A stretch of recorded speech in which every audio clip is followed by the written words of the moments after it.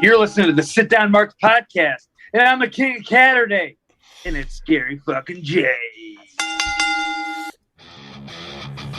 Hey, yo. If I can be serious for a minute. Oh, yeah. Acknowledge me.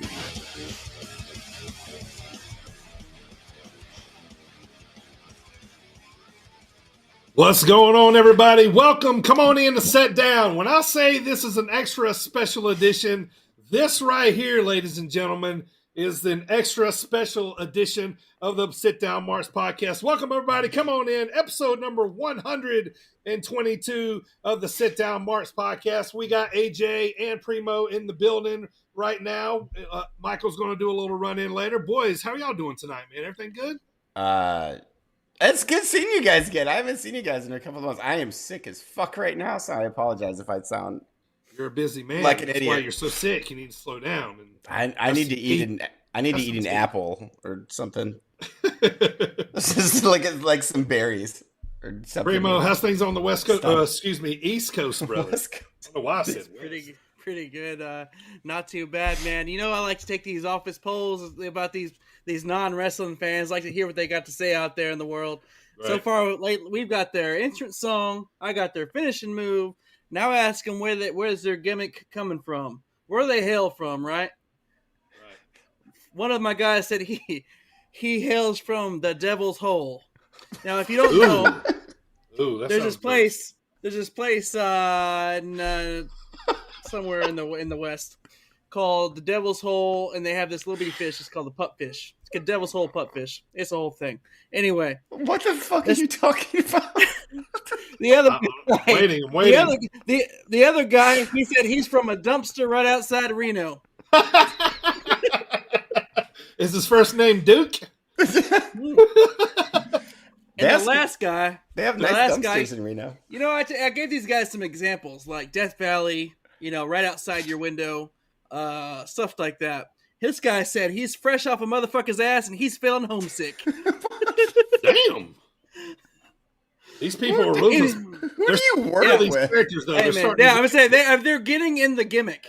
Yeah, they are. I'm converting these people into wrestling fans. I love it. That is They are. amazing. All right, boys. Let me tell you what, man. When I said this is an extra special edition, this is why. Because for the very first time, and I don't know why it's taken this long, but thank God he's here today. We got a very special guest on the pod. He is the owner and station manager of SportsWire Radio, the host of the number one sports report show, The Sports Report. I call him the boss. A lot of people, everybody else in the world calls him the Reverend. This man is a blessing to wrestling. Ladies and gentlemen, for the first time, God bless you, sir. Welcome to the Sit Down Mars podcast. It is none other than the man himself, boys, Thomas Bryce. Welcome, brother. Yeah. I think after that, guys, maybe I shouldn't come back on for the next 3 years. But after that introduction, I think at this point, it's only going to get downhill from here at this point, fellas. Yes, it is. We talk about you frequently. I know. I listen to every show. You guys literally, this is your 122nd show. I think we've been playing you guys on SportsWire for like 117 of them or something like that. So, I remember we were talking off the air, and, for those that are here, looking at me for the first time, I remember we were on a Zoom chat. This was during COVID in April 2021. It was myself and a gentleman at the time when we were back called Sportnarium, and we were trying to convince you guys to come on to taken over from a British boxing promoter, Trevor Lakey. We're trying to tell you, you're going to come on. We're going to play your show Friday afternoons at like 6 o'clock in the, in the evening, and it'll be great. And you guys were like, all in, and it was great. And since then, you've actually been the longest tenured podcast of all our shows on our brand, whether it's through Sportnarium or on SportsWire Radio, not counting yours truly, obviously. That's a round of applause right there, man. Oh, hell yeah. Man. Yes. Congratulations, man. fellas. Absolutely. Thank you, man. Thank you. We've talked about having you on for a long time. It's glad to I know. finally have you. The running joke is I get asked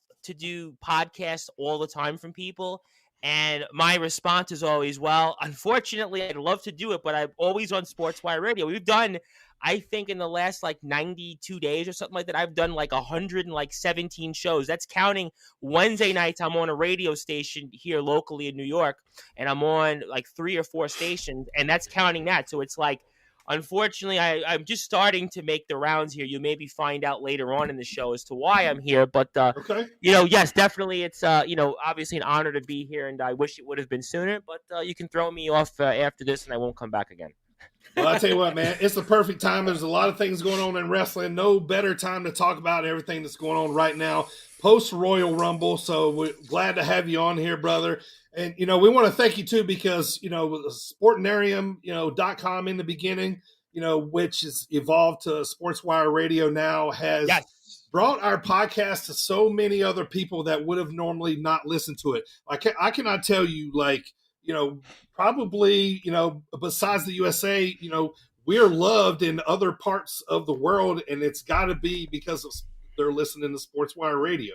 I mean, I heard you say that, and again, this is the 4th podcast that I've been on through our different shows that we have on. We have about a dozen or so, maybe 1 or 2 more than that, and I've heard that from the presenters, but coming from you guys, because I think it's really kind of special hearing it from you guys for 2 reasons. Number one, you guys have been the longest tenured show on the platform, but also we're very similar. Well, you guys do a better intro than me, but obviously we're similar in the fact that we both have a love and appreciation and cover independent wrestling. Obviously, you guys now actually, really going into it, but obviously here on SportsWire, really for my 5-year career and our about 3.5 years as Sportinarium and SportsWire, we've really made our bread and butter really on covering wrestling. Our tag now is All Wrestling Matters, and really I think that's where I think, we have a lot of similarities in the fact that, we have covered a lot of wrestling that, may not necessarily be covered.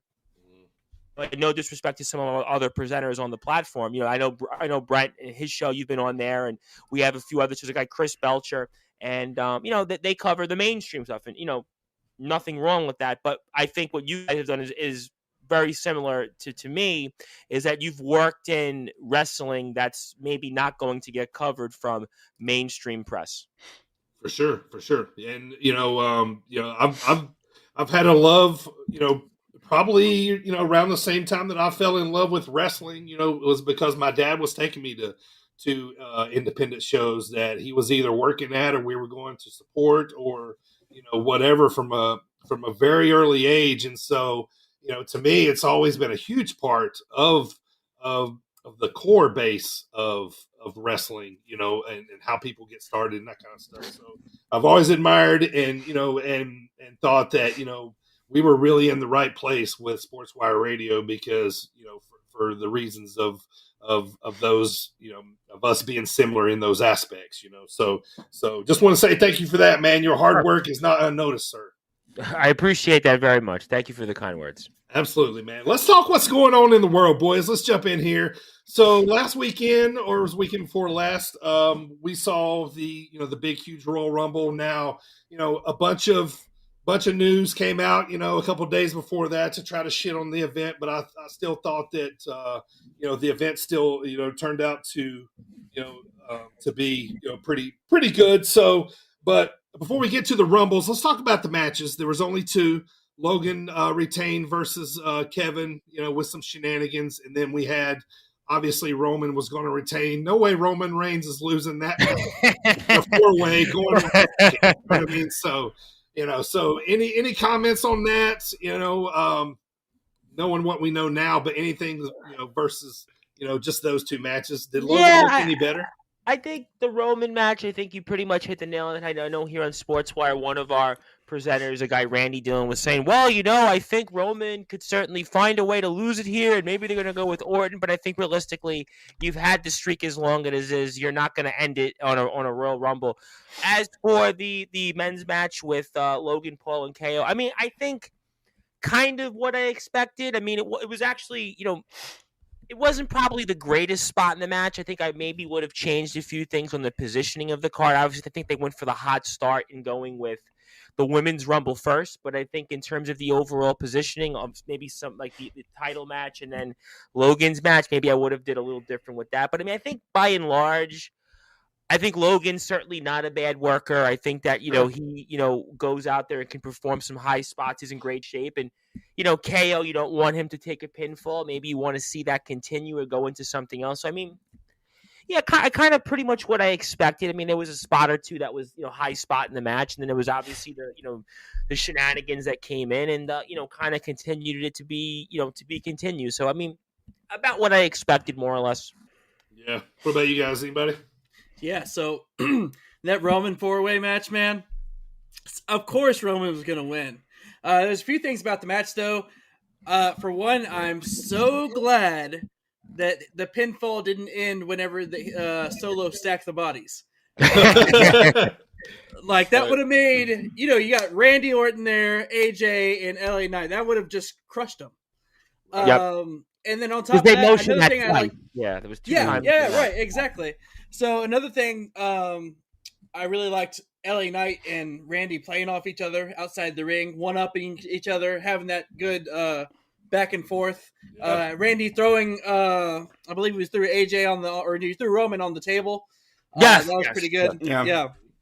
Yeah, it was I think it was still a fun match because it's a 4-way. There's a lot going on, but obviously Roman was going to win. With KO and Logan, you knew they were going to sell the story with the hand. Right. Yeah. So they did that. They let Kevin get his hands on Logan Paul for a little bit until eventually he got, honestly, the spot where you never seen that before, where they keep the knucks on. Right. Yeah, that's what the match obviously was a. And the ref's like, "Oh, you got it on." Like, I was like, "That's actually brilliant. I've never seen that." So usually William Regal shoves him in his front pouch. Wasn't that an Eddie Guerrero nod though? I mean, somebody was saying that was kind of an Eddie Guerrero nod in a way with the finish, something like that with the knuckles. So somebody said that. I don't know if it was on one of our shows I did, but it was somebody said out there that it was kind of an odd. Yeah, it was an ode to Eddie Guerrero. I don't know. Somebody can. It could have been. But like I said, you usually see him hide them, and it was kind of funny to see how it ended that way. Yeah. What do you think, AJ? Did you like any of these two? So the 4-way, it just made me want. Like, I get why they needed to do it. You have to keep LA Knight hot. They don't want to do Randy versus Roman yet because that is a money match. I would love to see that match. And AJ Styles was there to take the pin. I hate that AJ Styles is in the point in his career where he's in matches to take pins. Because that was his one and only function in the match, which is fine because he's still great. But it just made me want Randy and Roman instead of all the extra fucking nonsense. And then Logan Paul and KO, I had when I was watching it, I had my notebook out and I didn't write down a single thing. I was like, this match exists. Like, it was fine. Like, it's there. Is AJ morphing into like this biker gimmick? Do y'all get that vibe from him? Yeah, with like the black jeans and he reminds me of the Lone Wolf AJ Styles from TNA there. Yeah. Which I love Lone Wolf. Right. Yeah. Why does it remind me? Speaking of that what was the movie? I think it was the sequel to 48 Hours. It was the one where all the bikers are in the beginning of the movie. Oh yeah, what was reminds that? Me? He's got a little bit of that vibe there. Yeah, right. I can see that. Yeah. All right, so let's jump into the women's Rumble, who led off the. I'm still trying to say pay-per-view, the PLE. So, all right, so yeah, the PPL. What's it? What the Premium Live Event? PLE. PLE, quote unquote. Yeah. So the surprises basically came in the beginning. Okay, so let me say this first. So Natty comes out at number 1. I started thinking, oh man, this would be an awesome Iron Woman spot. Go the distance. Natty's back on the map. She's you know what I mean? But obviously I'm just thinking, out of my ass. But I just thought that would be kind of funny. Then the surprise, number 2, is Naomi. So basically, so she can get her entrance in and everybody can clap. Yeah. So what was your reaction to seeing Naomi? So, number 1, I feel like we kind of knew because she said bye to TNA a week or two prior to that. But at the same time, I kind of forgot, and so I was excited. It did surprise me a little bit. So I was pretty excited. I was happy to see her back, because the last time we saw her was with her and Sasha Mercedes Yeah, they that left. was like 2 years ago almost now. Yeah, it was a long time ago. Last time we saw her was when they were supposed to be on Raw and they walked out. So this was kind of like her welcome home. So that was cool. Yeah, pretty good pop. She got a pretty good pop. I popped for her. Yeah. Not as much as I popped for the next entrant, but Naomi is cool. It was like I didn't forget like Primo did. I knew she was going to be there. Yeah, Thomas, are you a Naomi fan? I mean, I can't say I'm like the biggest Naomi fan out there, but Sure. I mean, I kind of feel like that it was good to see her back. You know, certainly I think she did a great job in going over to Impact now TNA, and obviously there's a lot of TNA news out there in the world, but I thought that she, had really kind of repackaged herself a little bit. Obviously there was a period of time where she left the company and we didn't know what happened there, her and Sasha, but I think that, it was nice to see her back. Obviously, I'm sure you'll talk about another entrance from another quote unquote Impact TNA person that I'm sure you'll get to. But in terms of her, look, I think that she had a good run, and and it's nice to see her back. But I can't say I'm the biggest fan. Yeah. So the eventual winner came out at number 3, which was Bayley. Now, Yes, the forefront favorite to win this storyline, all that kind of stuff. But let's talk about this real quick before we get to everything else that happened. What about Jordan Grace? Another awesome. TNA, what do they call them? Knockouts coming over with the women's title. We see Mickie James do this. I thought this was awesome. And what was scary to me is Jordan Grace looked like she belonged, dude. Yeah. What we call it, Jack's Grace, right? It's funny, on when I was on the air on SportsWire, we did a post-Rumble show, and I had said if you took a picture of Jordan Lynn Grace like 4 years ago, or not even to like 3 to now, you wouldn't even recognize her. But yeah, that was really a cool moment, kind of similar to when Mickie James was the Impact champion a couple of years ago. I don't know if it was in the 21 or the 22 Rumble, and she came, I think it was 22 actually, and she came out, and that was a cool moment. But yeah, Jordan Lynn, I mean, just, phenomenal transformation and just, who she is and such. She had a good run too. Like I feel like her run in the Rumble was way better than Mickie. Mickie James was just, she's in there, get a pop, bloop, over the ring. Well, Mickey's also at the point of her career where she's really, transitioning to put over talent. Jordan Lynn Grace is, in the prime, and she can have a huge impact, pun intended. I'm sure. I loved seeing her there. I went nuts when she came out. We were there in person for the first one, TNA crossover, Impact crossover. Yeah, for Mickie. For the Rumble for Mickie. So it was cool that this one happened, and it did catch me by surprise. And some of her interactions, as soon as Ivy Nile came out, that was cool. All right, with the run in that I promised, Maggle is here. What's going on, Maggle? How you doing, brother? Hello, everybody. How are you doing today? Good, man. Good timing, man. We just jumped in. We just got to number 3, talking about Bayley coming out number 3. Obviously, the favorite. Everybody, this was no surprise with her ended up being the eventual winner. But what'd you think about Bayley coming out number 3? And while you're talking about that, man, what'd you think about Naomi coming at number 2, the big surprise? Love seeing Naomi. I've always been a big fan of Naomi. Glad she's back. Always happy to see it. Bayley at number 3, good spot. She gets to go the distance. And yeah, I've always been a big fan of Bayley as well. Hopefully they start giving her some big main roster push here, other than kind of just having a couple flunkies that are outshining her at every step of the way. Right. But yeah, super excited about it. Yeah, so they played the storyline of this match of they had this Damage Control had this predetermined. They all talked backstage. They were going to help each other out. Well, the Asuka goes out early. Kabuki Warriors are both out early. So they basically all fall off, and Bayley's the lone wolf left standing. So she ends up winning the Rumble. No surprise there, but I thought a few good spots in this match.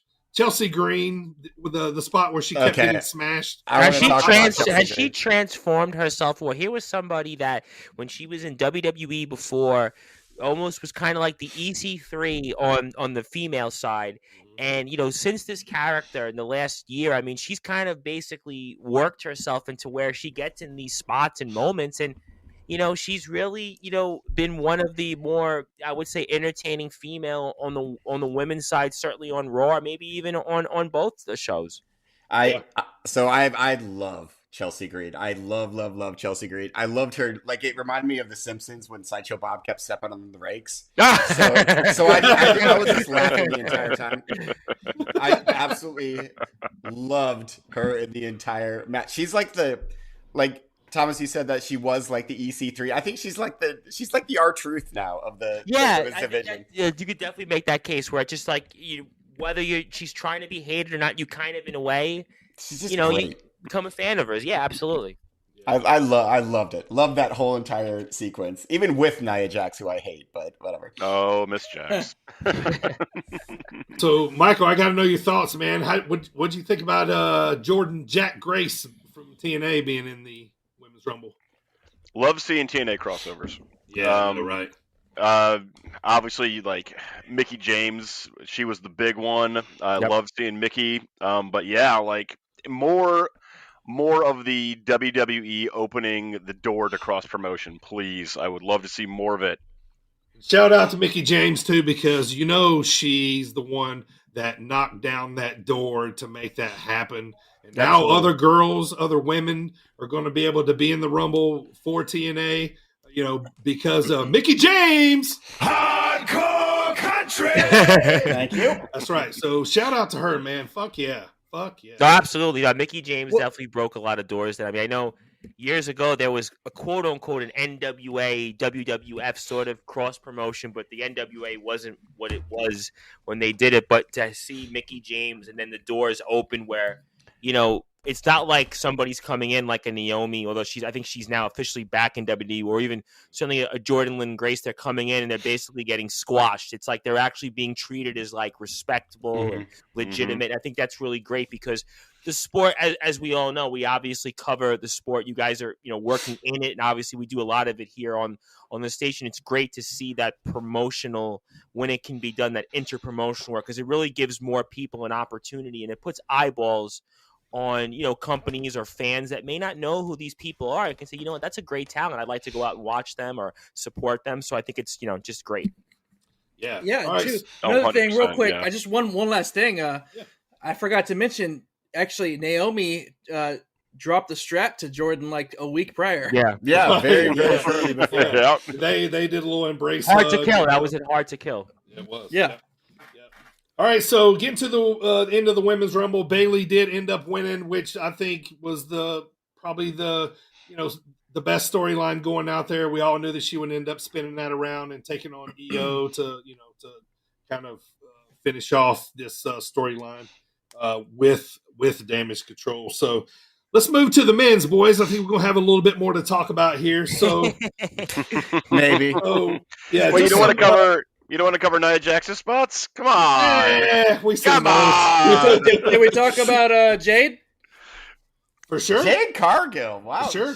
She looked like a fucking star. Yeah, I was worried. I was worried that she was going to be like a charisma suck and just go out there and be muscly. You noticed they didn't let her and Bianca clash. Yeah. They touching. They kept that stare down. Yeah. I might actually like a Bianca match if they fought. I'd be willing to place money on that match then, AJ. Is that going to be a Mania match? You think, Bianca and Jade? I hope so. I think it'd be a great way. You talked about the fact about you weren't sure about charisma because obviously in AEW she was for most of her tenure this unstoppable woman's force that was like, what was it, like 50-0 or something like that?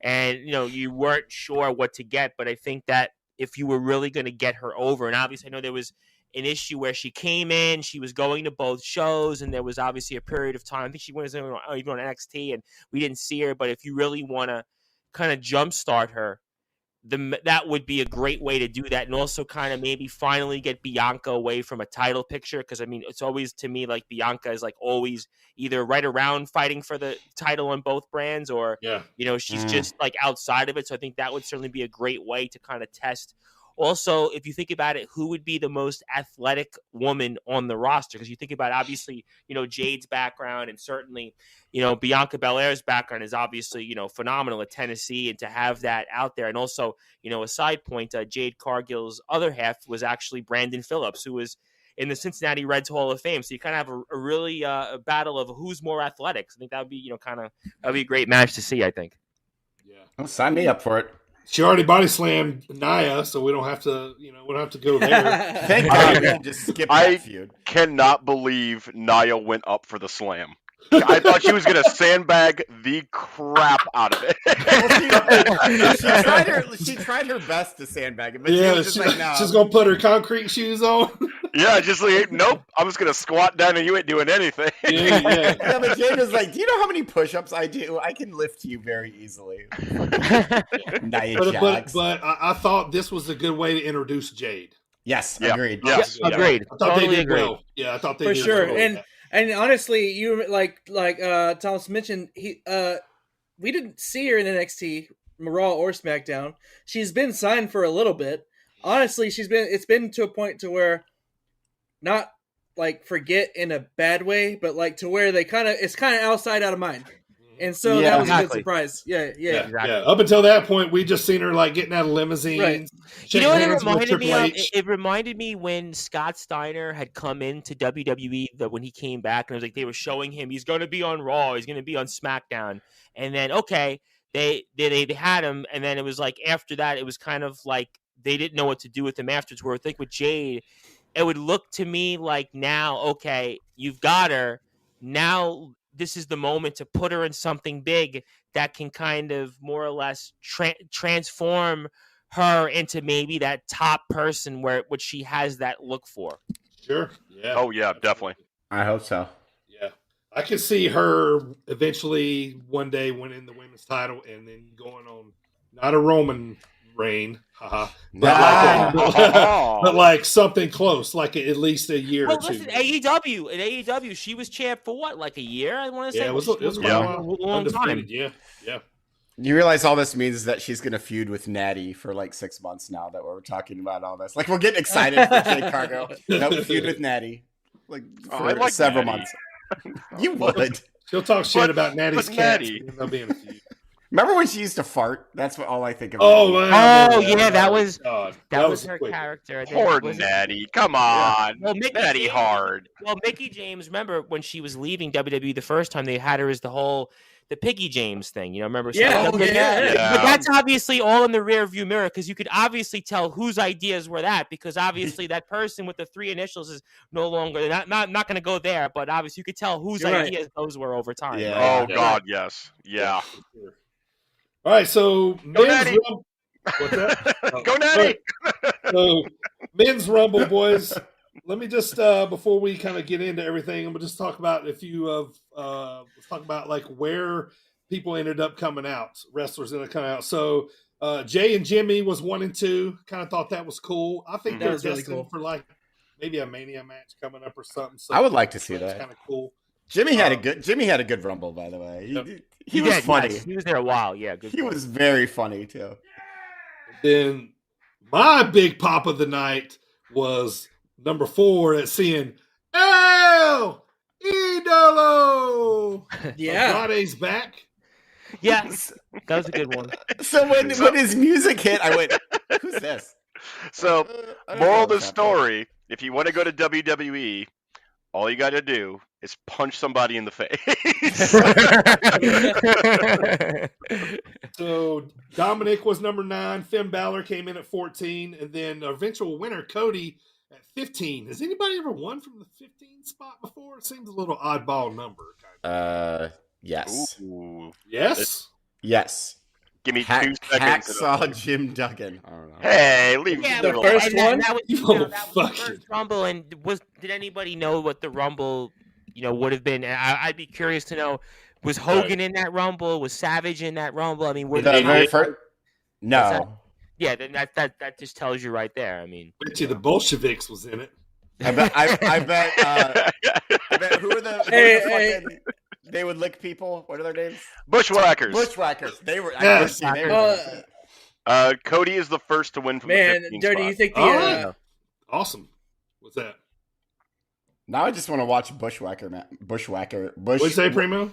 You know, it's the second time that the I was Bushwhackers just have come up on a podcast I've been on from our station. It was on Brent's show, A Work in Progress, and the Bushwhackers, because we were actually, true story, we were actually watching the 1991 Royal Rumble. We watched the whole Rumble on the podcast, and the Bushwhackers came up, and I had actually given the trivia to the guys, which the mayor of Canton and Glenn Abbott and Mr. Piles didn't know, is that the Bushwhackers were actually on an episode of Family Matters once. Yeah, they fought Carl and Steve because they were the assassins. Because Correct, the assassins took the sleeping juice. Yep. I know my family matters. And, it was funny. Brett and the mayor of Canton, because Glenn's British, and they were looking at me like, "Oh, I didn't know that." It was like, I'm glad somebody got that. All right, Primo, what were you going to say, man? Go ahead. Go, Natty. Primo. Oh no! Primo's napping. I was saying earlier that we talking about the old Rumble. I was talking about. Remember that thing I sent you earlier about the Beverly Brothers? I wonder if they were in it. Yeah, Oh, yeah, probably. they're trying to break somebody's and neck. stuff. Yeah. Was 91 the This one where most Luke dangerous came finisher out? ever. Yes. Yeah, No, it was Butch. It was Butch, right? Only one of them came out. Yeah, only one of them. And was And he immediately- Bushwhacker bumped right back to the back. Yeah, just kept going. That's the one. Yeah. Yeah, that's the one.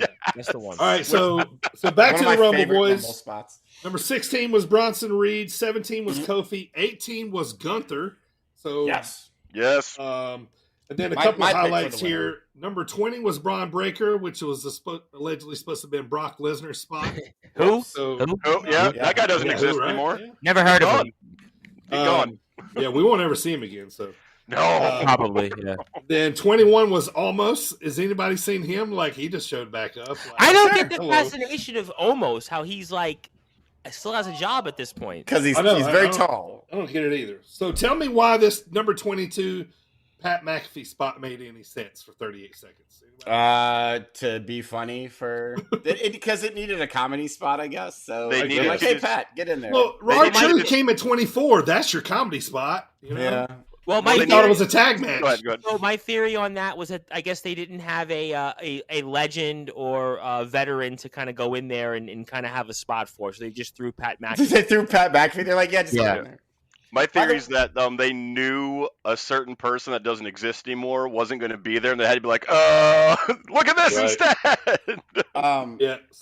By the way, commentary. What do you guys think of commentary? Because there was a moment when Corey Graves made Michael break, and it was the funniest fucking thing in the world. When he was talking about like Dom's boots or something like that. Oh yeah. I thought commentary was great all night. For They- the Rumble, they were having which fun. is They were. weird. It's like wrestling is they're having fun in wrestling again. Yes.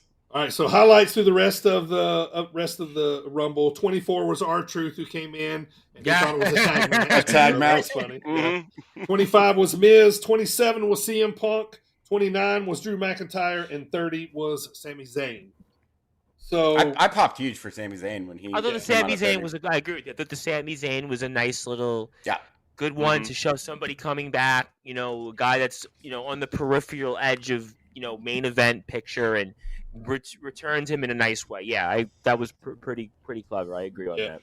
So, your final three was CM Punk, Gunther, and Cody. First, let me talk about who kind of had the most eliminations. I always kind of like keep track of that. Cody ended up having 4: Austin Theory, Nakamura, Gunther, and CM Punk.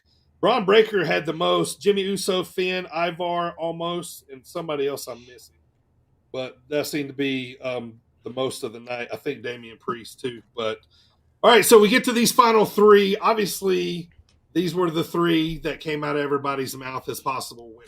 Yeah, Three I think men. everybody we did the show the day before and we were picking and it was that was three.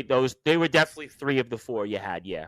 Yeah, and I'll say, watching this, I go, okay, Cody's getting ready to bounce. It's going to be down CM Punk and Gunther. So Cody wins. Okay, like let's all express our feelings as quickly as possible. But I'm my initial reaction is I'm confused.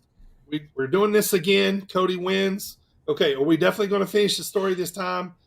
I don't know. Like, were you guys happy somebody won back to back? No. Yeah. I mean, I liked that Cody won. I was bored that it was back to back. If that, like, I don't know how I can have both of those things, but I can because I like that Cody won, but I was bored that it was the same winner twice. Gunther goes out, and I go, whoa. I wanted Gunther like the whole way. Gunther from last year's performance, you were like, okay, maybe he can be a dark horse. Yeah. My thought was that. Oh, go ahead, Primo. Go ahead. I was just say I didn't mind, honestly. I liked it. The back-to-back, I was like, thank God Punk didn't win. And as a Punk fan, I'm saying that. And like, you know, I didn't have a problem. We haven't had a back-to-back in a long time, and obviously they're trying to get him there. So, but what's only Austin? It's Austin Hogan won back-to-back. Yep, right? Austin Hogan. Did Shawn Michaels do it at all? Oh, yes, 95 and 96. Yeah, Michaels did do it, yep. 95, 96, yep. So Cody is in elite territory now with those guys. Well, right. My big concern was not going to be who won the Rumble. It was because Rock and Roman was going to happen. Like, it's going to happen. So no matter what, whoever won was going to get edged out of that spot and look like a geek going after the secondary world title that Rollins carries. So it's like,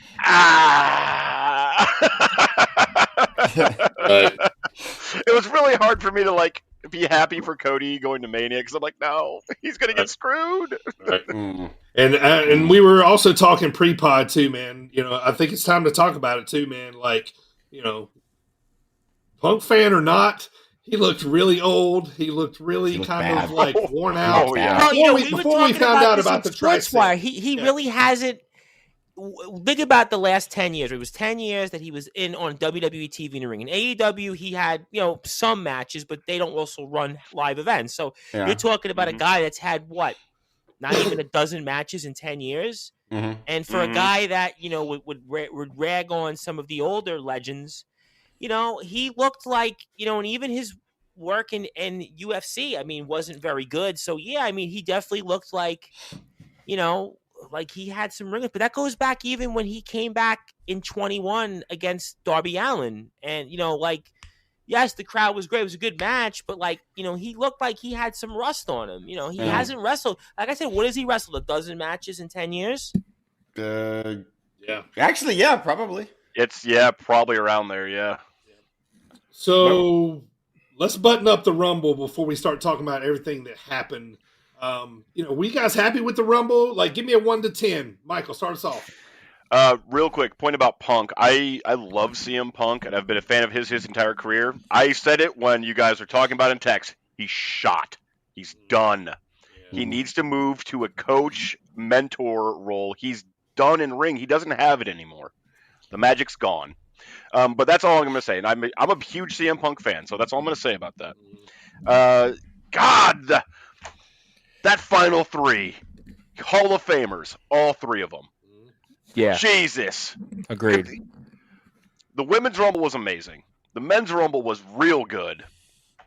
I'm going to go 8 out of 10 on this one. Like, solid pay-per-view. That's a weirdly positive score for you, Michael. I've heard you before. You know, I listen to these shows. You know, where obviously, you know, we put you on different spots, and you're usually like a 5 or a 6. I'm like, wow, okay. You know, how do I follow him? Like, honestly, I call spades, and that's an 8 pay-per-view. Like, it's one of the better pay-per-views I've seen in years. Thomas, what'd you think? I gave it a 7. I think the men's Rumble for me was pretty good. I agree with that. The men's Rumble was good. I think the two matches itself, they were what they were. I don't think they were like, you know, they were about average, above average. Women's Rumble was good. You know, I think a 7 it kind of falls around for me. I don't think it was the greatest Rumble. I don't think it was like, I don't know, but to me, it definitely, I don't know about you guys, but there was like an oomph that I was kind of looking for. Almost like last year, there was like that excitement, right? You had the whole Bloodline storyline. What's going to happen with Sammy and KO? You had all the different things surrounding it, but like, I don't know, like it was a good pay-per-view. Like, I definitely, like, I liked the men's Rumble. I thought the women's Rumble was good. I think ultimately Bayley winning was clever.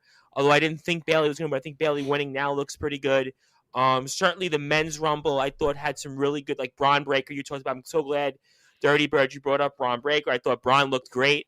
Gunther, as always, I thought Dom Mysterio did a good job, by the way. I thought also our truth spot there was a lot of good spots there, but the two matches, I don't know, it was kind of like for me, so I gave it a 7. AJ. So women's match was outstanding. Like I thought it's the best women's Rumble that. I mean, it was hard to top last year's, and I think it was kind of close. Yeah, it was really good. The men's was, I agree with Thomas. It was fine. There was nothing like that grabbed your attention, really. Like there were no real cool storylines going on. If you want to count like the Judgment Day stuff, I guess you could. But I mean, it was fine. The two matches were fine. So I'm going to go 6.5 overall. Good, but not great. Yeah, I'm the same about you pretty much. Yeah.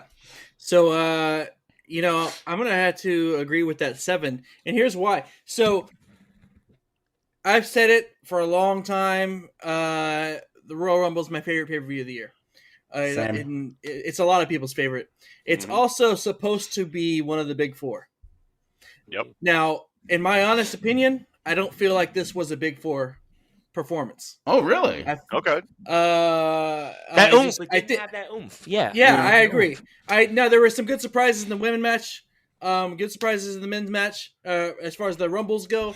But then there's just 2 matches on the card, and one of them, obviously, we know the outcome.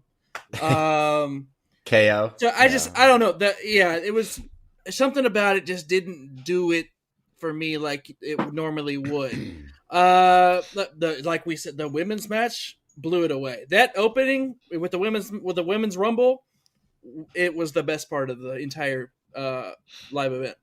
The men's, like I said, I went home happy. I was sitting here, right back here, watching it with my son, telling him, look, because it came down to Punk and Cody. I said, "Oh Lord, son, they're gonna freaking let Punk win because he just came back." And whenever that didn't happen, I was celebrating. He was pissed when Shinsuke got knocked out. I was pissed when Shinsuke got knocked out. Same thing like you do. Yeah. So, but no, I mean, it was what I'm going to stick with a 7 as well. All right. So for me, like throw out the 2 matches. I don't even care. Okay? Agreed completely with that. Yeah. Okay. So throw out the 2 matches. I don't even care. Now I might have cared a little more if there had been a title change on the U.S. title, but obviously I didn't care. But let me tell you, this pay-per-view spoke everything to me. That's the reason why I love wrestling. I love the Royal Rumble. Okay, Women's Rumble had everything. Had returns. Had storylines. Had storylines with Bayley. Had comedy with Chelsea. Had a brute strength test between 2 very, very strong women. You know what I mean? And then also with the exception of maybe us all really already knowing kind of who was going to win. That was the only critique is you know what I mean? But if you've been watching wrestling, you know that how this storyline was going to lead up to. So for that women's Royal Rumble, man, it was probably one of the most best women's Royal Rumbles I've seen, man. And it really had me. Now flip to the men's Rumble. Going into it, I'm sorry, I forgot to mention too. We had a surprise in the women's Rumble too with Jordan Grace, which nobody in the world saw coming. I didn't see coming. I just kind of thought Mickey was probably going to be the only one to ever do that.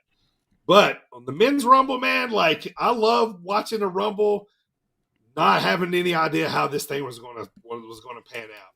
Now, yes, I was end up being confused, but at the end because I was like, all right, what are we doing here with Cody? But, that's what wrestling does, man. Makes you think, makes you feel. I'm feeling like, man, is this going to be Cody's run this time? Or, man, are we going to see Cody get beat again? You know what I mean? That kind of stuff. But, I just feel like the emotions of all this, kind of is the reason why I really like this pay-per-view a lot. I'd probably go like a 8.5, honestly. Not a 9, but I thought these Rumbles were really good. Just kind of had everything for me, and I thought the women's Rumble literally had everything. Yeah, I completely agree with that. I'm with you. I'm hoping that this doesn't end with Cody and a chicken in the ring face down. You realize Yeah. it's going to end with Cody. All right, boys. So let's fast forward post Rumble. Now, everything that we've been seeing, watching on Raw. Couple notes though, and then we'll get into it. CM Punk since then has found out he tore his tricep in the Rumble, so thank God he wasn't the winner, because then they'd have to, do another swerve to try to figure that out. But Cody ended up winning. Cody is, allegedly, giving his spot to The Rock at Mania. He's not coming after Roman here. I don't know. It kind of looks like it's going to be Cody versus Drew in a way. But, what are your thoughts on this? Cody has since come out and said, I appreciate the passion. Trust me. I don't know. He's trying to make us think we're going for a bigger picture. But what are you thinking? Was this the move? Where are we at right now? Do you mind? Do you gentlemen mind if I go first?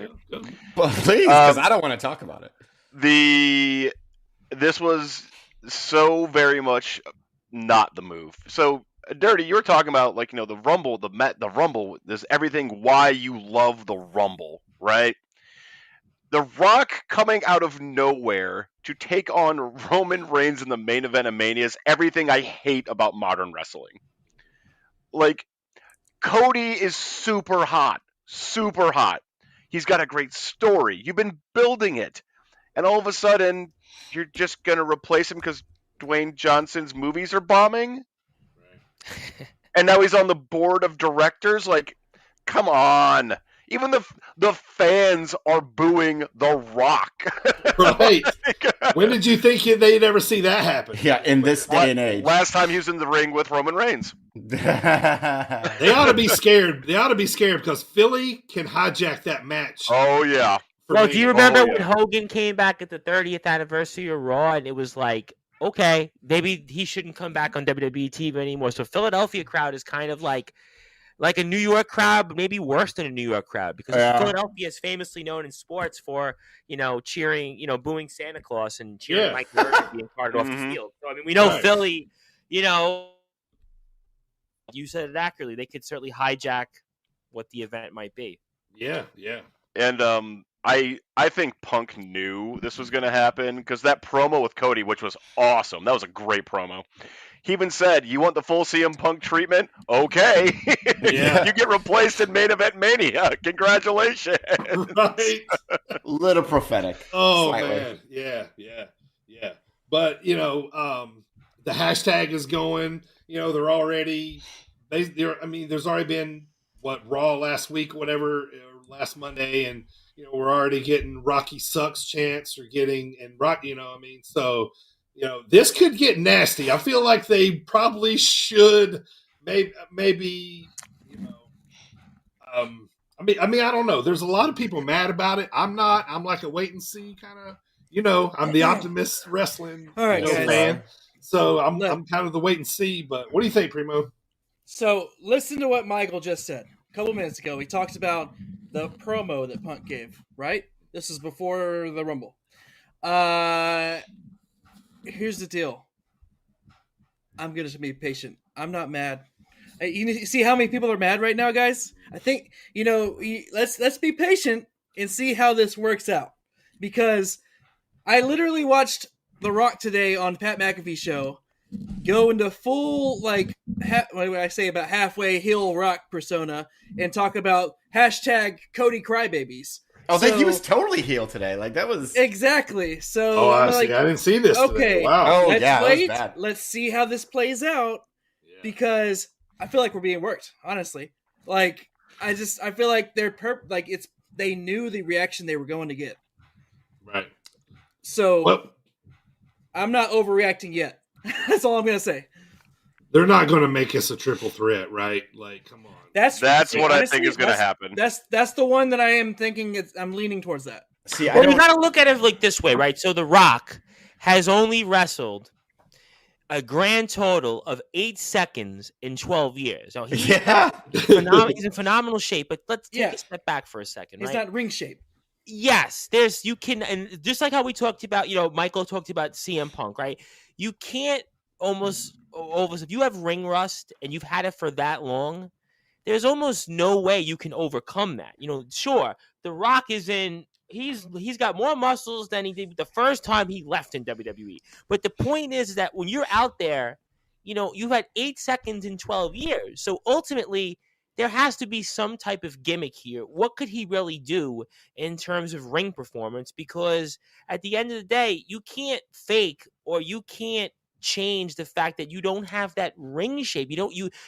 Once you stop taking bumps, right, your body's not used to those bumps. We all cover wrestling. You guys are in it more so than I am, but I know for a fact that, if I've not bumped, if I haven't taken that pain, I'm not training, how can I? So ultimately, to me, this is just my opinion, I think this was set up for weeks and months in advance. WWE does not do these things on a whim. This was not like, oh, I knew the day before. No, I think that this was a plan all along, and this sort of feeds into it. And also notice another thing that was interesting. Jeff Jarrett brought this up on his podcast yesterday, that WWE actually stopped with the dislikes. There was so many people disliking on this that they actually stopped the dislikes on the YouTube page for when they had the whole thing. But this tells me that this was orchestrated from the beginning, and there has to be some type of setup. Again, what do I know? I'm not in WWE, but I'm right there with you. I feel like they knew what they were going to get when it happened, and people are reacting exactly how they want them to. See, I'm a little more pessimistic than you guys are, because I've been trying to not do research on it because that's dumb, but I've been reading a lot of articles and stuff like that, and apparently, and this is all allegedly, obviously, The Rock is a giant cunt in real life. This is what I'm finding out. In his I don't care. I fucking love him. I don't care. In his movie president. In his movie contracts, it's a stipulation that he cannot lose on screen, in a fight. Fucking serious? If you buy into that, there was a whole feud for years with The Rock and Vin Diesel. Yeah. That was for years. I don't even know if they still get along. Just to have him in the last Fast and the Furious movie was a big deal. Oh, The Rock is in it, the second to last scene in the movie, because they just for years didn't like each other, and also Cena and The Rock. We all know how that went years ago with their rivalry. When Cena was like, I used to love The Rock, and then I met Dwayne Johnson. Exactly. Which is, I've heard people say that before. Yeah. Well, what's really funny too is that the thing we haven't talked about yet. What is the one major thing you could do to distract people from the events that transpired? Put something shiny out there. Put a giant name out there on your biggest show of the year in your main event.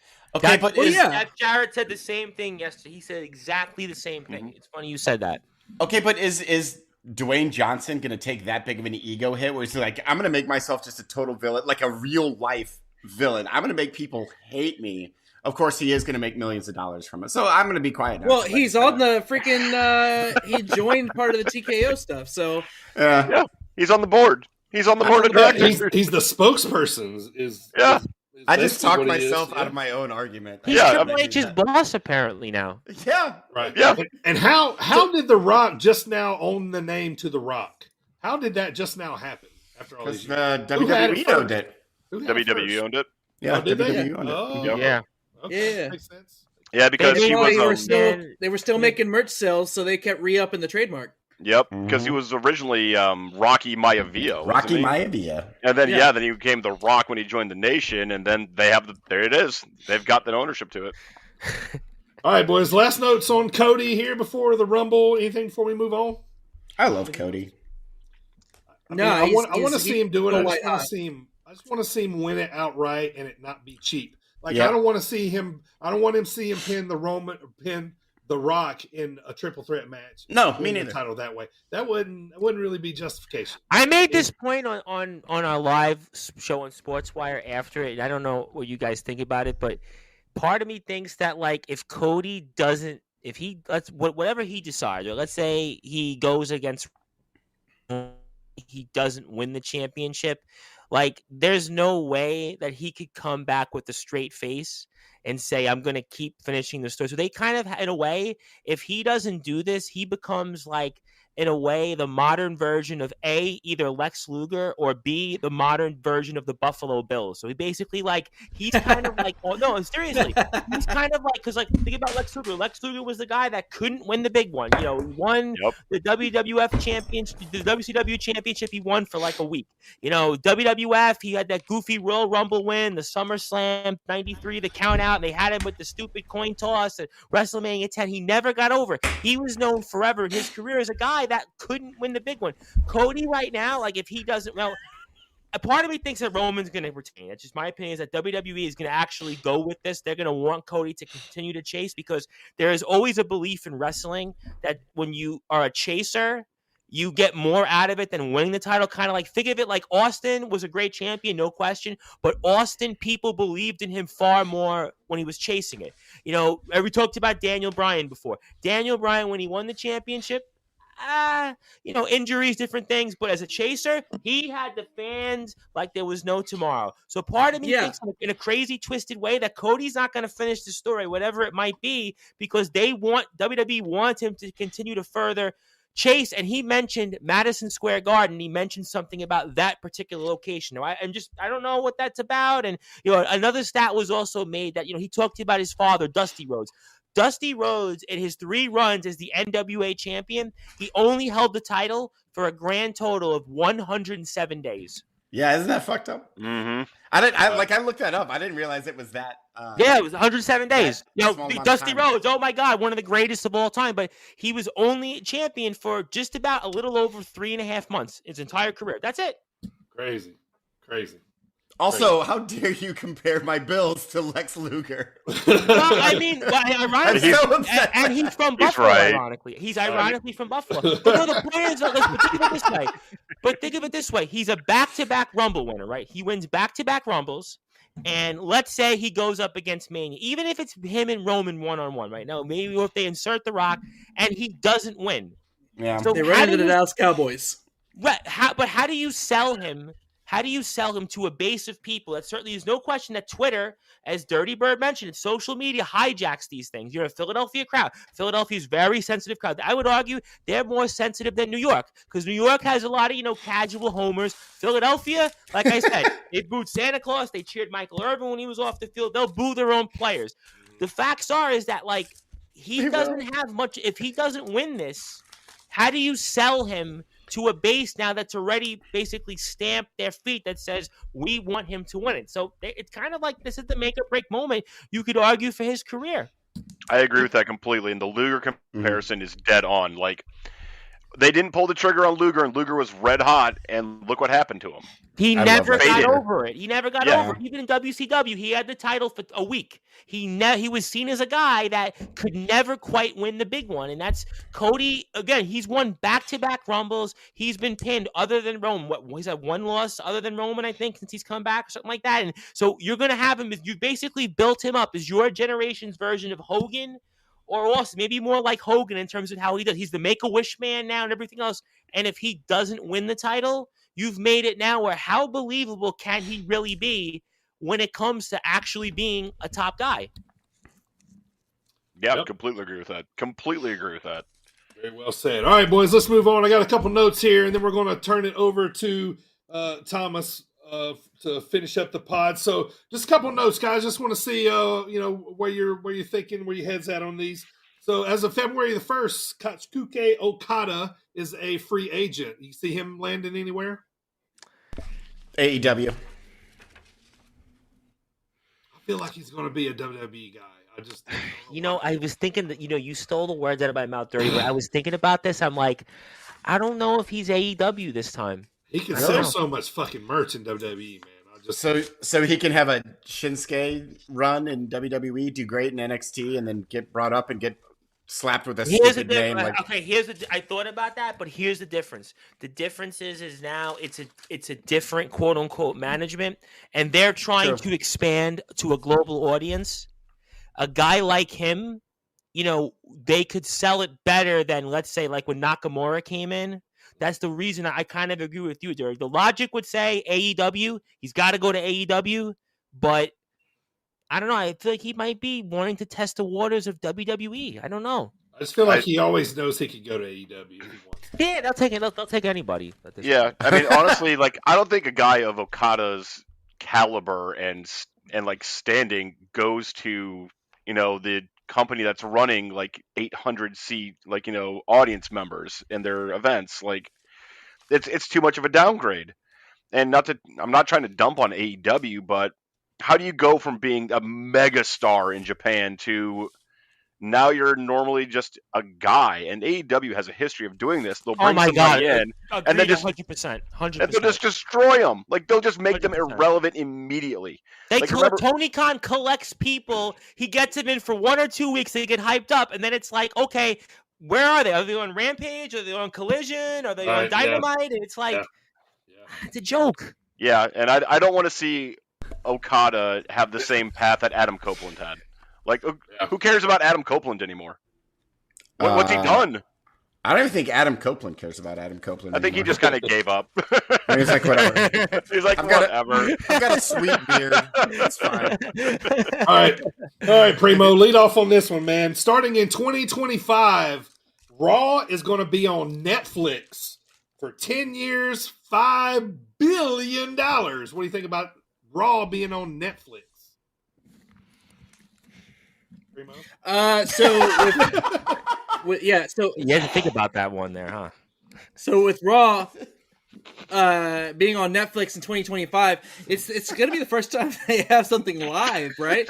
You don't have anything live on Netflix, no. And to be able to change the game like that is pretty crazy because WWE has been been first at something plenty of times, but to be the first company to do something live on Netflix would be pretty crazy itself. You're not going to want to, because why would you want? Remember the Hulu deal where stuff would come up like the next day, like or like 3 days later or something like that. Yeah, and it would be really, So if it's not live, then what's the point? It's not Monday Night Raw anymore if it's not live. So anyway, no, I'm stoked about it. It's going to be good for them. It's going to be really good for Netflix. And honestly, how many people have Netflix subscriptions that are going to just see Monday Night Raw is currently live and click on it? Everyone. Yeah. Sure. I mean, that's why I'm keeping my Netflix subscription. 247.6 million people have a Netflix subscription. That's insane. Absolutely insane. And Primo, I honestly thought, like, when you took a second there, your first thought was, I bet Punk fucks this up somehow for everybody. All right, Michael, I'm going to stay with you on this one, man. What's going on, dude? Scott D'Amore got fired by TNA yesterday. I felt like they were gaining momentum here, man. Like, why? What's happened here? Anybody know anything on this, Mike? I haven't seen anything on the behind the scenes of it, and I'm honestly kind of surprised. It kind of came out of nowhere. They're being real tight-lipped about the whys and the ins and outs of what happened with this one. So I don't know. I thought I'm like you. I thought everything was going pretty well, and I don't know, man. I got nothing. I read somewhere. I can't remember where I read it now, though. Somewhere on Reddit, ironically enough, that he wanted to spend a bunch of money. Like he was going to start going after like some big name people and spend a bunch of money, and the owner was like, "Yeah, no, we're not doing that," and that's why he got fired. But I don't know if that's true or not. I read the same thing somewhere, and I just find that totally fascinating. But here's a guy that took a company that was basically handed off taken away from Dixie Carter, and he built this company where it's actually like done really well. Yeah, rebuilt themselves. It's got this really good following. And now you take the reins away from him, right where the company's probably like 3 or 4 months away, maybe even a few months longer than that, but a way of just about of going to almost where they were, at least in the Spike TV years. And then to take that away to basically, I mean, it just sounds like, I guess then, TNA becomes the Montreal Expos of wrestling companies, I suppose, at this point. I don't know. Yeah. Les Expos. Well, all I really know is that whenever they make a big change like this and they don't tell you what's going on, he did something. He pissed off the wrong person somewhere, somehow. and that's why they're not really coming out and saying what's going on here. And That's a good point. with That's a how good point. abrupt it is, something happened. Like they didn't just plan it. Some shit went down. We just don't know about it. That's a good point. I hope not. All right, so Thomas, let me let you lead off on this one, man. We are 58 days away from WrestleMania as of recording this podcast. Mhm. We kind of already know what's taking us home on Sunday night. What match do you think will be the main event for Saturday? You know, I would have to think it would have to be the women's. I would have to think it would either be Rhea Ripley versus, I don't know where they're going to go with this. I would assume, and knowing by you guys, it's definitely not going to be Nia Jax. But I've been saying it for a few weeks. I'd like to see Becky Lynch and Rhea Ripley. So for me, I would have to think the women have to lead off as the main event on Saturday. So I'm assuming it's going to be Rhea Ripley and Becky Lynch, if I were to guess. That's a good pick. That's a real good pick. Yeah, that would probably work. I think that's probably the next, kind of. I think because there's also history there. The promo on Raw.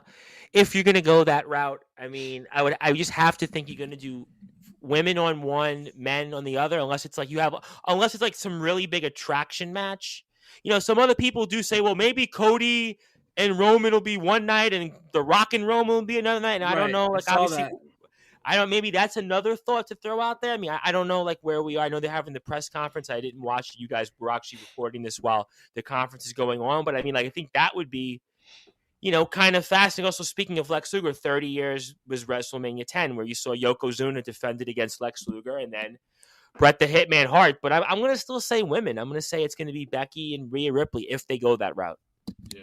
I kind of figured like they'd want to do that too now, being two nights.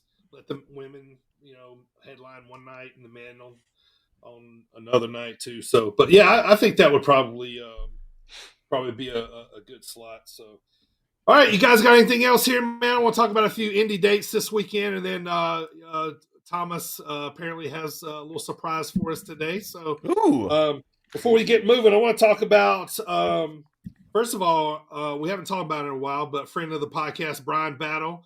He's a welterweight in the UFC. He's been doing really well lately. He's fighting again on March the 16th. If you feel so inclined to check him out, he's going to be on the UFC Fight Night, so check that out. I got a call from Stumpy the other day. The boys from Homegrown Wrestling in Wyoming, Illinois are going to be running a show at the Spoon River Days coming up here in the beginning of March. It's on March the 2nd. So if you're interested, going to be around Wyoming, Illinois. Check out SpoonRiverDays.com for those tickets. I love those guys. Those guys are great. Yeah. So let's talk about Iron Spirit Pro here coming up, AJ. We got a show coming up at the end of February. Matches are about to be announced. The show poster just dropped today. Craig Mitchell's our new champion by about 2 months now, roughly. Those lines. In December. Yeah, that's when he took it off CJ. Took it off of CJ. So big show coming up in February. It's going to be interesting to see who the matches are. But if you're going to be around Normal, Illinois, the Normal Community Activity Center is where it's going to be going down on Saturday, February the 24th. Come on out. $15 general admission, $10 for kids, man. This is the cheapest entertainment in Normal, Illinois. You get to see some of the I just saw Aquaman, and it was like $20-something from Real 3D. And, I say it all the time when I'm promoting, some of the indie shows we have on SportsWire, some of the underground shows. You can go to a show for $10 or $15 in some cases and get a better deal, a better night out with your family and friends versus going out to the movies and spending, $80, $90 of upwards. Go out and support local wrestling. Go out and support independent wrestling. And obviously, Illinois, I want to give a shout out to a guy, Richard Regal, an independent wrestler who just wrestled in one of the companies that we do some work with. So, yeah, definitely go out there and support Iron Spirit Pro. Obviously, through you guys have been following it. And, we have certainly a big affection here on SportsWire for independent wrestling. And definitely, again, $15. You can't go wrong with that. I mean, yeah, man, it's a heck of a deal. So if you want to come up, check us out. We'll be talking about the results probably on the next pod, but let's talk about what's going on this Saturday, ladies and gentlemen. If you have a subscription to IWTV, that's independentwrestling.tv. You got to watch this show this weekend. It's Dreamwave Wrestling is back. This show is going to be called Run This Town. Now, let me tell you who else is going to be on this card, people. We got Penta El Zero Miero is on the card. Wow. We got. I want to watch him take his glove off. I'm excited about Josh Alexander is on this card. Former TNA champion Alex Shelley is on the card. Hartenbauer is going to be there. Gringo Loco, the Triple L Mega Champion El Hijo del Vikingo is going to be in the house. Let me tell you, man, this is a big card going on this Saturday. It's called Run This Town, and not pictured on the poster, Colt Cabana is doing sort of an invitation match, if you will. Oh. Yeah, this is going to be awesome. Illinois guy too, also, by the way, local guy. Yeah, he's definitely a Chicago guy for sure. Yeah, wow, nice. Yeah. Stephen Wolf is on the card. New Dreamwave Women's Champion Brittany Brooks is putting the title on the line against the big heel of Dreamwave. These fans love booing her. Her name is Maggie Lee, man. This is going to be a big match here.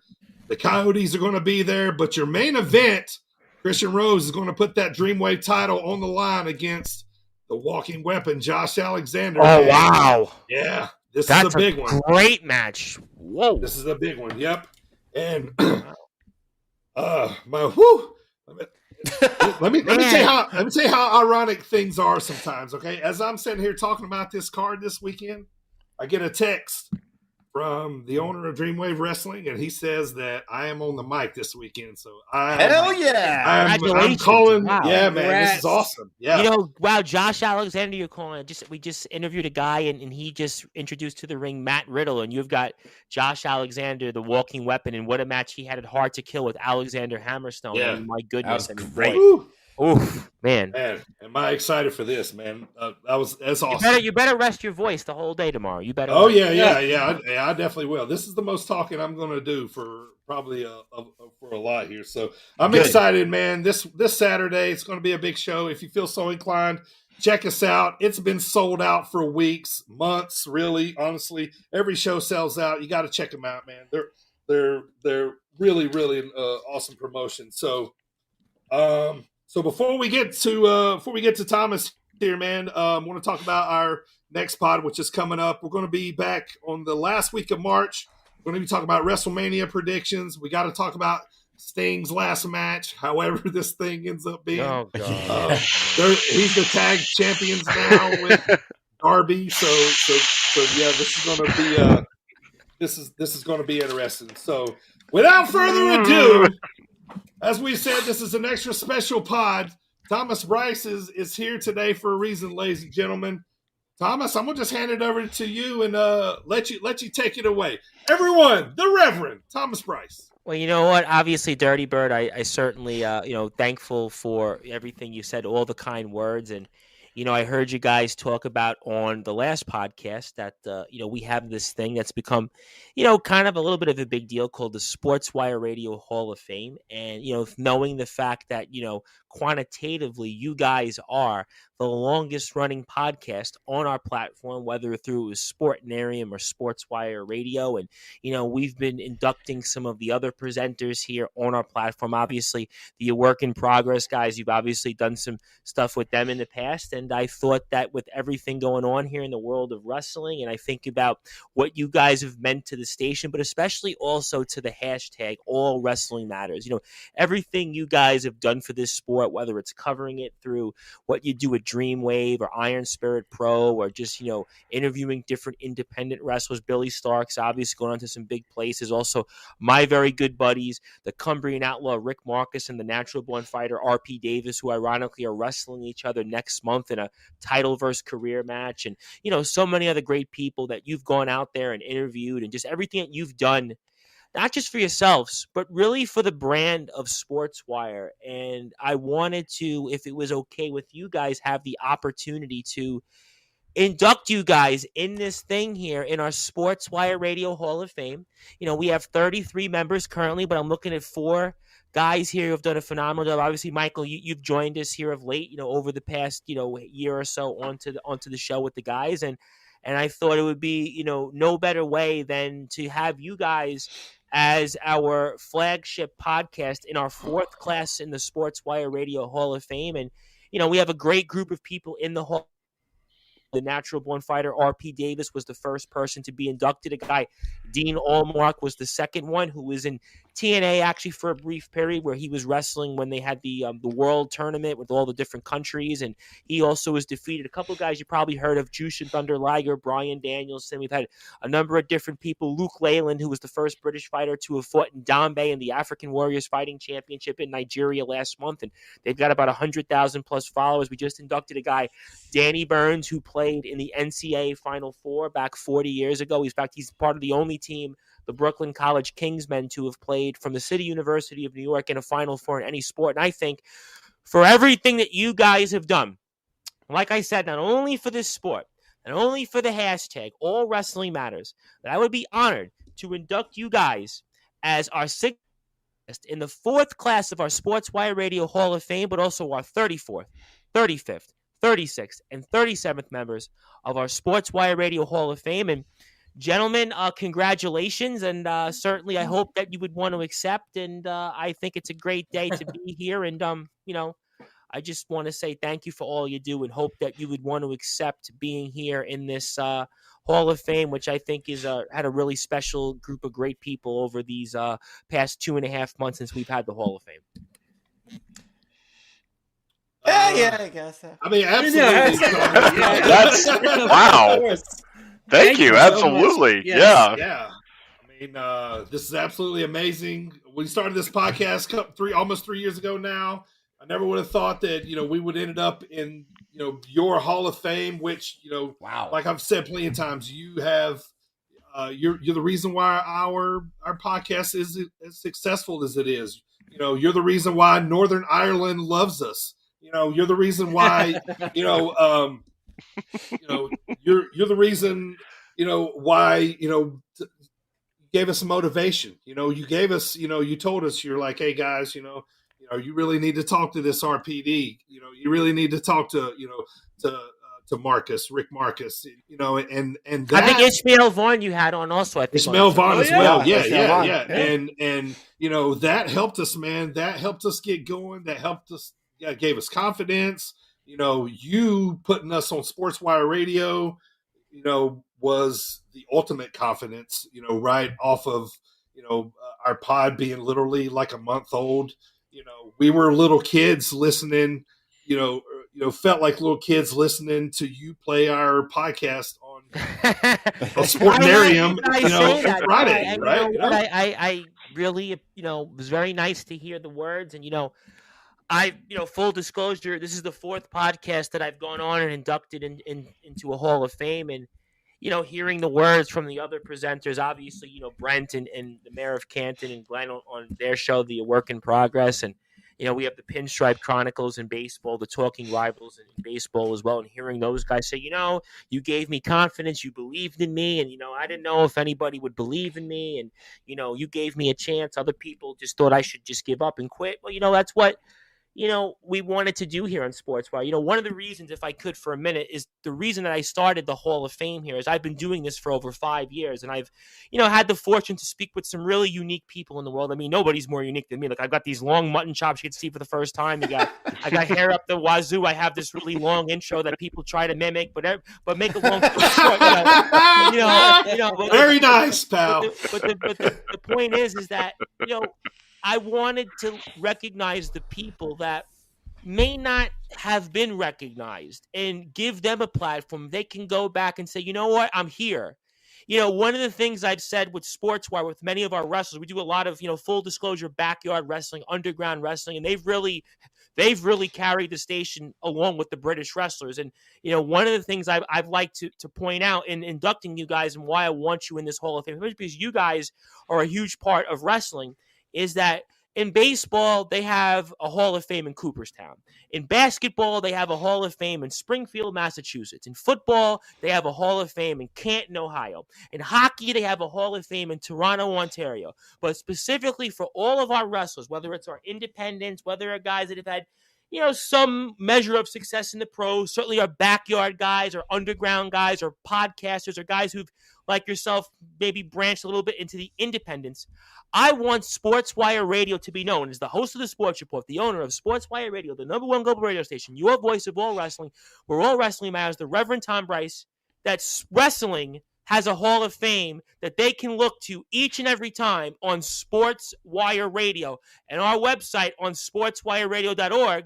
And as you've presented accurately here, we even give those who get inducted to our Hall of Fame something that's official. And that's why specifically I want to say it, that wrestling will now have a Hall of Fame in SportsWire Radio. Just like baseball in Cooperstown, just like football in Canton, basketball in Springfield, Massachusetts, hockey in Toronto, all types of wrestling, doesn't matter what it is going to have a Hall of Fame home on SportsWire Radio, and you guys are a part of that. Oh, man.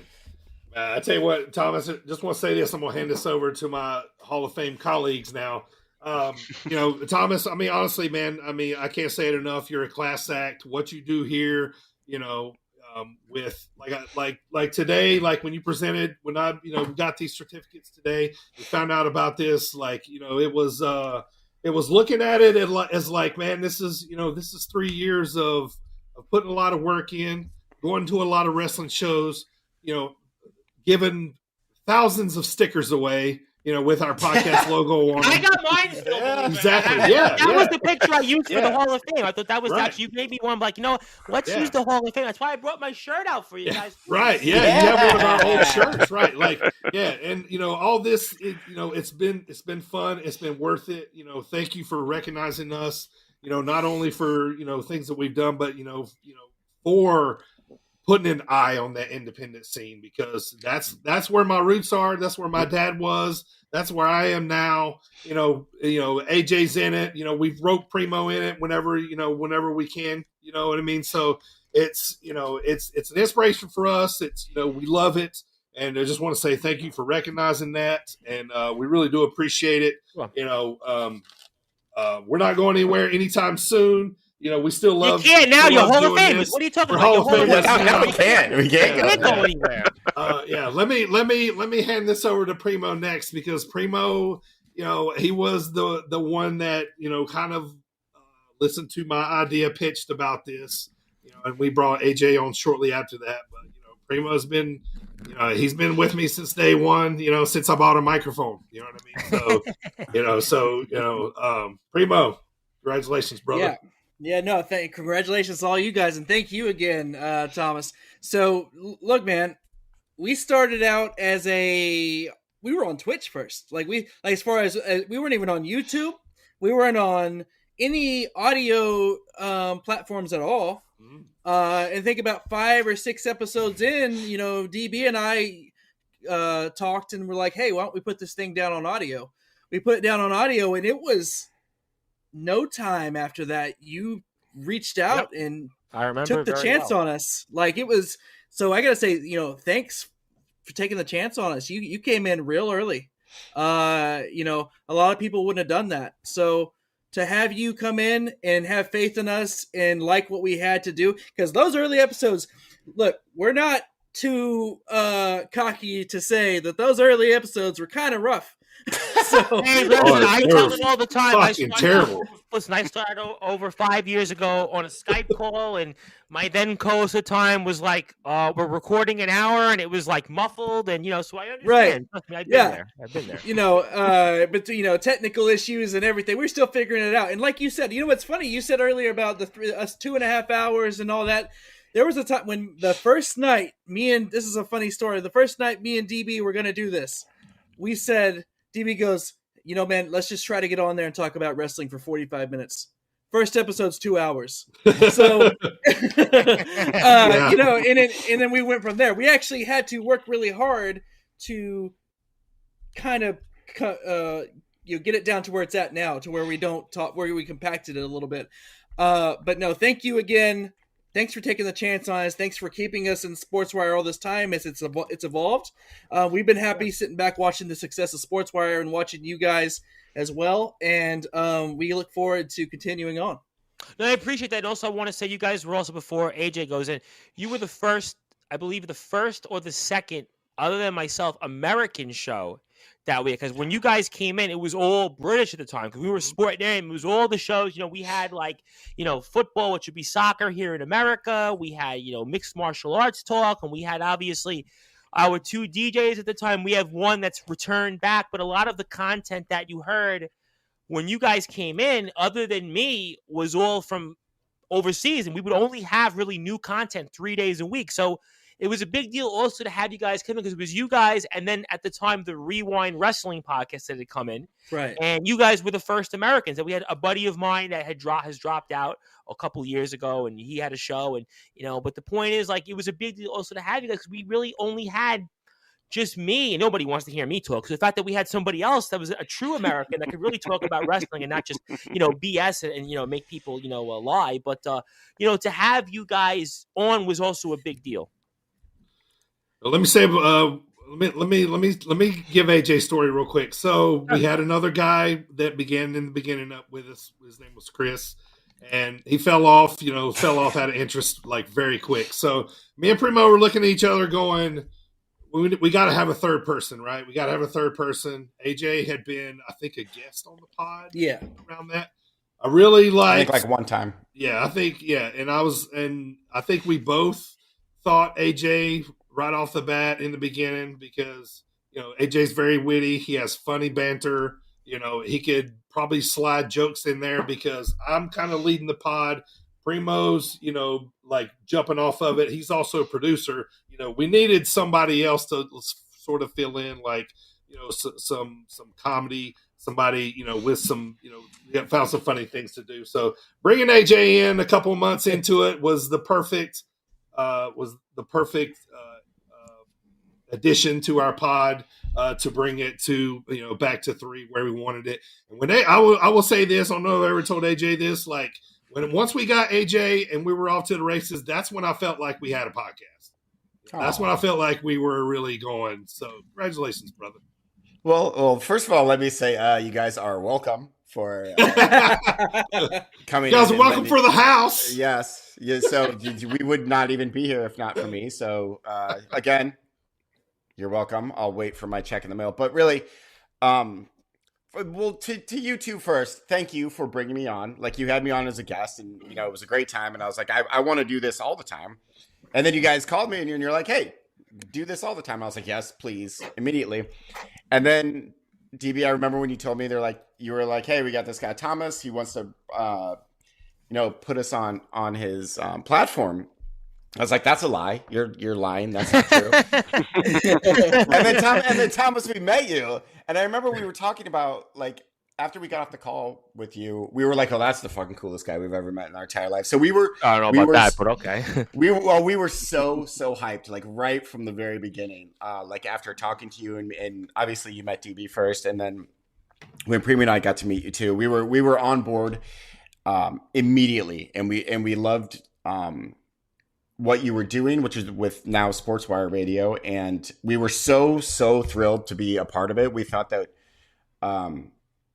I don't want to speak for these guys, but at least in my opinion, I'm like, this is actually going to be a thing. We're going to be able to do this. We got picked up by this this great platform, and so thank you so very much for that. Because had you not picked us up or whatever, who knows if we'd still be doing this? And we all still love doing this. We have a different format now, obviously, because life gets in the way a lot of times, but the reason we still do it is because, one, we all love wrestling. We might bitch about it and moan about it all the time, but we all love it. And you gave us the opportunity to, continue to talk about it. And that's something that I'm going to be forever grateful for as long as this whole thing goes on. So this is I'm very, very touched, very honored. And thank you very much, Thomas. No, that's really what it's about, and we just, I think that there's people that we can give them, well, I can speak, it's just me now these days, but when we were back then, when it was Sportnarium, that's what we really wanted to do, was to give people a platform. And, at the time, we were British, but I think that it was really exciting to bring you guys on when we were at the time trying to build a Friday, Saturday, Sunday station, and to have you guys really as originally you guys came on after me, and then you became my lead-in when I would go live on Friday nights, and I always used to look forward to also putting you guys on 6:30, 7 o'clock. Sometimes I put you on earlier, depending on how long the show was. But it was great. No, I really know, but it was great. Believe me, I loved it when you were longer because it mean, you know what? I don't have to go and program anything else. But it was really like, you guys, have been so great.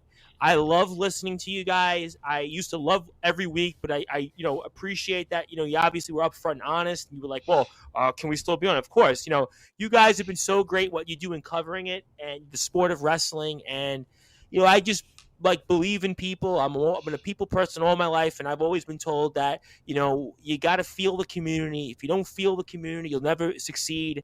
And I just want other people to succeed. I've been fortunate, obviously, through many opportunities with SportzWire and before with Sportnarium, even before that I've got some really, great opportunities, but I wanted to give other people an opportunity that they could have confidence knowing that they could be on a platform. And then even with our live shows and having the live dial, that they could have a shot to say, hey, you know what? For free of charge, I could go out there and not have to worry about messing up, and that people will want to listen to me. And there's somebody out there, and that's really, to me, why I've continued it. I know my predecessor had a different idea, and that was his right. But for me, I believe in community people, and this is my giving back to people, and I'm fortunate that I can do it. I certainly am fortunate that we can handle these things, and we can financially, provide these things for people that they wouldn't have an opportunity to. And I think that you guys just, all my respect in the world to you guys, really. All right, thank you, brother. All right, so last but not least, so Michael enters the picture here. So kayfabe out the window. I don't know if you listen to the pod, you figured out. AJ and Michael are brothers. Okay, so we are. we don't look exactly alike. All right. Okay, so I think every podcast probably in some way or another, we're trying to think of some way to kind of revamp the pod. We want to stick with a little bit of core of what was going on, but we needed to kind of reinvent it a little bit more. All of us were kind of getting busy. We thought we needed, a fourth guy. Michael had been on the pod before. Bringing Michael on was perfect too, because Michael made us, what's the best way to say it? Michael made us question logic of a lot of reasons why we watch wrestling, right? And I love that part about Michael. Michael brings a different aspect to this podcast. And let me tell you this, Michael got our fans talking, because I would be out at shows. People would come up to me and go, okay, so this Michael guy that's on the pod, man, he's like kind of grumpy, right? Or he's kind of mad a lot of times, and I go, and I had one direct quote that was, why is Michael so angry all the time? Right. And I go, and my best answer to that is Michael's working probably 50% of the time, maybe 60% of the time, but Michael, he still circles back to what he believes in, what he wants to talk about, that kind of stuff. So Michael got people talking about our pod more, got people interested, whether they knew if Michael was working or not. They were still interested, you know what I mean? Because that same person, I would see them a couple shows later and they'd go, Michael's kind of, he's not as wired up as he has been over the last, I'm like, hey, well, maybe sometimes that, just depends on how many spotted cows he's had. I mean, it depends on the beers, but no, in all seriousness, no, I thought Michael was the perfect completion. I thought, if, 2 or 3 of us can always, keep this pod going, keep this pod happening between us 4, it would always work, in that dynamic. AJ and Michael feed, off each other, which is great. I liked it because, when Michael came on, I got to start arguing with somebody, you know what I mean? So I think Michael, but, in closing, I'm going to give this to Michael. I think with Michael coming on, it made us all a little less agree with each other. You know what I mean? Kind of coming in from a different, angle, so to speak. But, Congratulations, Michael. Appreciate your always appreciate what you give to the pod, brother. But congratulations, you're a Hall of Famer, sir. Well, thank you, Dirty. I'm my back hurts from carrying you three all these years now. It's starting to get dangerously overburdened. I'm somehow both riding your coattails and carrying you. I don't know how but yeah, thank you very much, Thomas. This is my first time actually meeting you, sir. It's a pleasure to meet you. I wish I would have met you guys sooner, and I get all blame me because I've been so backed up with you, but I would have gone on sooner with you guys. But it was a great, in a way, it kind of worked out because we have a Hall of Fame. I can actually give you something to actually say, here you go. Yeah. You know, Well, definitely appreciate it, and thank you so much for that. You're quite the articulate young man. That's very very good with the words. I like that. I appreciate that. So in great classy fashion, thank you again, Thomas. He distributed certificate of appreciation for being inducted to the SportsWire Radio Hall of Fame, not only for the podcast, but he also distributed each one of us separate certificates, which are going to go on all of our walls very proudly, very much displayed around what we do. And hey, it's motivation, right? Like, I mean, it's why we do this. It's everything that we love about it, SportsWire, and it's continued gratification, I guess, for years to come. So thank you once again, Thomas. Man, we really do appreciate it. My pleasure. Thank you very much, Thomas. And if you ever want to listen to these guys, if you're out there, they're on sportswireradio.org via the Listen Live button. We have a brand new website, which is about a couple months old. And also, if you want to see in our Hall of Fame section, the guys are officially there as we speak, so you can see everybody here. So you'll have the photo and with the other presenters and also the other people in our Hall of Fame through different platforms and walks of life. So you can check that out also. And we're on YouTube at SportsWire Radio 6579. We have actually gained something like certainly not to my doing, but we've gained almost about 400 subscribers on YouTube just in the past about 8 months.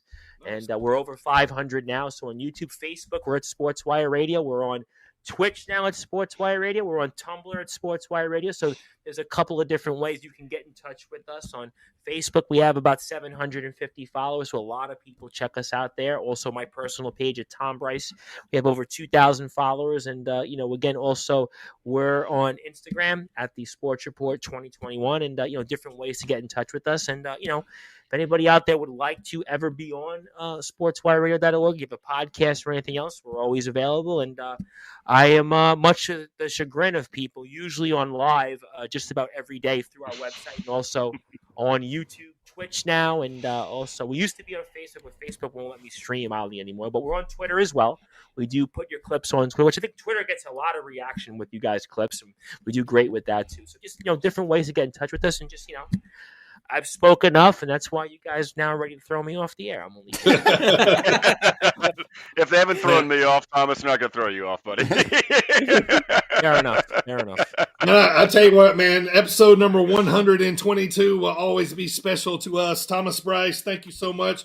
Real quick here before we go home, I want to say thank you to any of the pods that we have collaborated with, especially AWI Pod. We did a lot with them, the most on SportsWire Radio. Thomas Bryce, thank you once again, brother, for believing in us. Thank you for all you do for us one last time, and thank you for your continued support. I hope that one day we can have a slice of pizza together. Hey, you come out, my choice. I've actually met a couple of people I've interviewed. A small story real quick. I met Reynaldo, who was the LWF champion. I interviewed him twice. And he was in New York City in 2022 in the summer, and I met him. He's on my Facebook page, and I met a guy who actually wrestled and feuded with Rick Marcus in depthly for years, Sheriff Steele. I met him last summer. So, yeah, if you guys are in the area, certainly on me. Hell yeah. Awesome, man. Hell yeah. All right, so thank you guys so much. Primo, AJ, Michael, it's time to take our place in the SportsWire Hall of Fame, boys. Congratulations. I love you guys. Y'all are the best. Thank you for, going along with this little idea that I have, and hopefully it's fun for you guys.